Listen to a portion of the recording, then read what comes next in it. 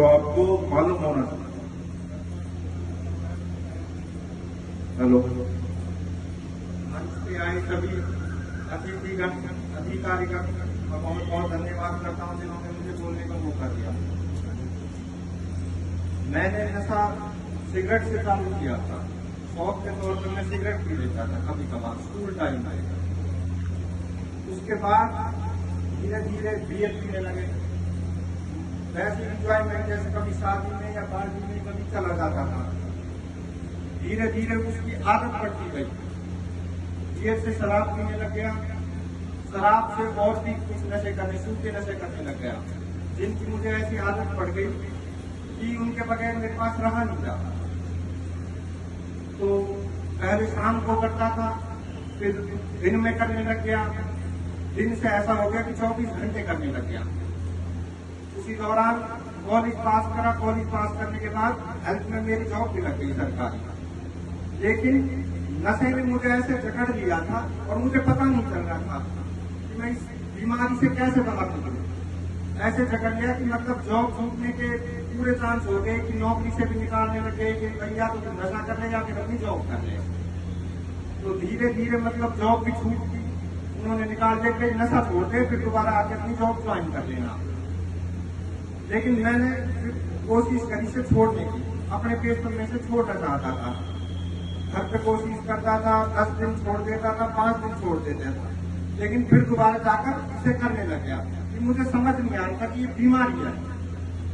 ऐसे में मतलब हालात बहुत ज्यादा खराब हो गए, व्यवहार खराब होने लग गए, मतलब इधर उधर से पैसे मांगने लग गया और मतलब घर में सब परिवार से संबंध खत्म हो गए। ना मैं उनसे बात करता था परिवार से, ना परिवार मुझसे बात करता था। उनके लिए तो एक तरह से मैं ऐसे था कि जैसे जिंदा लाश हो घर में, जो सच है। और मतलब ना वो मुझसे खाने की पूछते थे, ना पीने की पूछते थे। घर वाले ऐसे लगाते थे कि जैसे मतलब हम 3 भाई हैं कि 2 ही हैं, हमारी औलाद जो है कि ये तीसरा तो बिल्कुल मरा हुआ है, ये कब मरेगा। तो मैंने उन्हें बहुत परेशान कर दिया था। उसके बाद आइए बड़े जैसे कार्य बता के गए, इन्होंने इलाज दिया था कपूरथला में, उजाला फाउंडेशन में। तो इलाज लेकर आई, ये सही हुए। इन्होंने मुझे बताया कि भाई वहाँ पे एक सेंटर है और वहाँ बहुत अच्छे स्टाफ है और बहुत अच्छी तरीके से इसके बारे में वो बताते हैं कि किस तरह से नशा छूटेगा कैसे। फिर मैंने वहाँ पे जो हमारा फाउंडेशन है, उजाला फाउंडेशन कपूरथला में, वहाँ पे जाकर अपना एडमिशन कराया इलाज लेने के लिए। तो वहाँ पे फिर मेरे को इतना अच्छा स्टाफ मिला और इन्होंने जो मेरी केयर की। मैं जब नशा करता था मेरे में 50 किलो वजन था। 2 साल पहले मैंने नशा छोड़ा है और आज मेरे में 80 किलो वेट। उस टाइम जब मैं नशा करता था तो मैं उस सेंटर में आया था, मेरे बस की चलना नहीं था। मुझे पकड़ के ले जाते थे टॉयलेट पेशाब करने के लिए, खाना खाने के लिए पकड़ के बिठाते थे। इतने बुरे हालात हो गए थे नशे में मेरे। फिर वहां पे मैं आया, गुरुजियों ने मुझे समझाया, सारी बात बताई कि नशा एक बीमारी है और बाहर इसकी पता नहीं चलता कब आप इस बीमारी की पकड़ में आ जाओगे और उस बीमारी में आपके व्यवहार, विचार, संबंध सब खत्म हो जाते हैं। लेकिन इंसान समझ नहीं पाता कि मुझे बीमारी कैसे जकड़ रही है।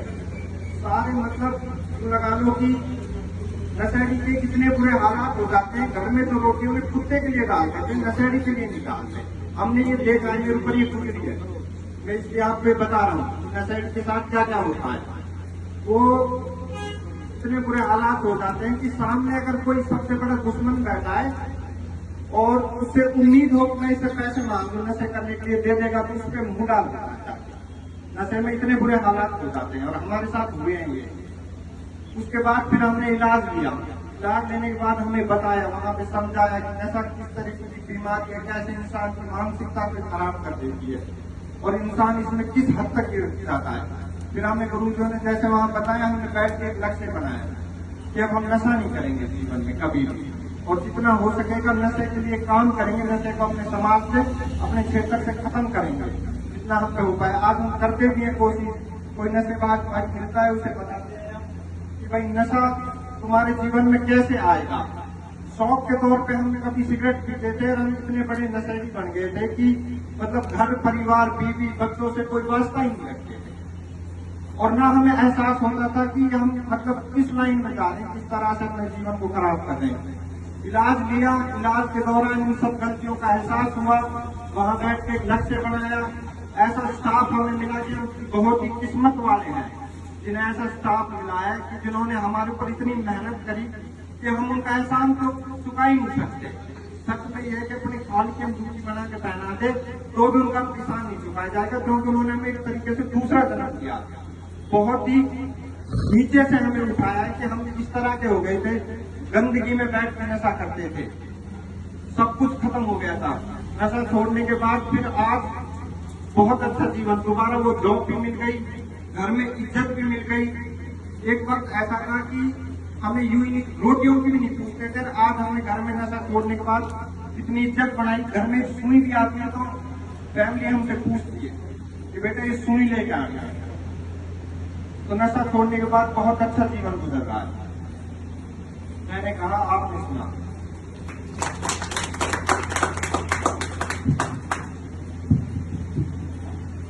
कोई प्रश्न पूछना हो?